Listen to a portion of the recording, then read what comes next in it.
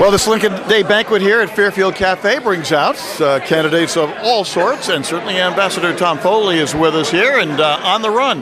How's it feeling so far? Well, it feels great. There's a lot of enthusiasm. You know, Scott Brown's victory up in Massachusetts put a lot of energy in the Republican Party, and a night like tonight is a good example of the enthusiasm people feel. Well, now you're jumping into this fray. You are not alone in your quest for the gubernatorial nod. How's it feeling, and what do you think is going to turn the tables on both your opponents in the party as well as the Democrats? Yeah, well, I've actually been at this since June, so I'm not jumping in recently, but I think that what people are looking for today there's kind of an anti-incumbent sentiment, and people want change. And I think they're particularly attracted to candidates who are kind of coming in from the outside. And I've never run for public office before. I have a background in business. I'm an executive. I think also people in the governor's role are looking for people with real executive experience, people who've met a payroll before. They know how budgets work, and they know how to make decisions and analyze problems. So I think it's going to work well for people like myself. Well, you'll be walking into a very large deficit, it looks like, at this point. And how do you feel that is the best way to counter that going forward?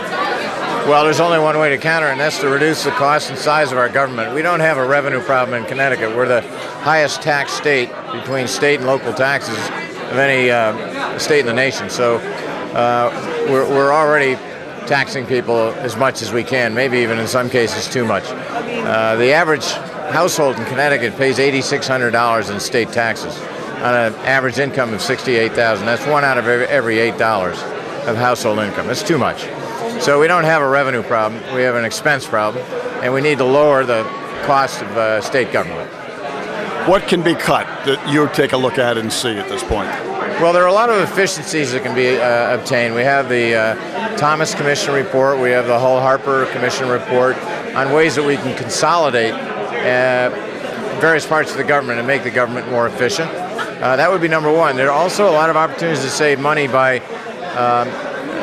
contracting with private contractors some services that are currently being provided by the government less expensively. They can provide the same quality of service, but for less money.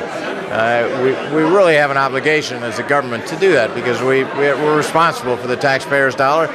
We ought to give them the best deal they can get for their money. How about working across party lines? This is something that if you as a Republican get the gubernatorial seat, most likely you're going to have to deal with a lot of Democrats and conceivably another supermajority.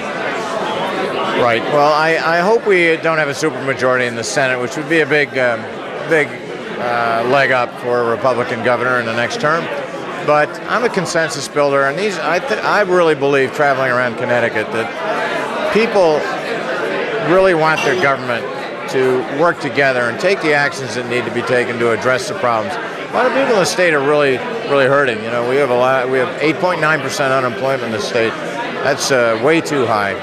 So the government needs to come together and work to solve these problems. I'm a consensus builder. I will certainly be trying to work with the Democrats in the legislature to make sure that we do for the citizens of Connecticut what they deserve to have done.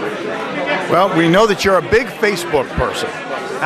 And we'd love to have you give a message to your Facebook friends out there. Just look right into the camera and give them some words of encouragement and wisdom.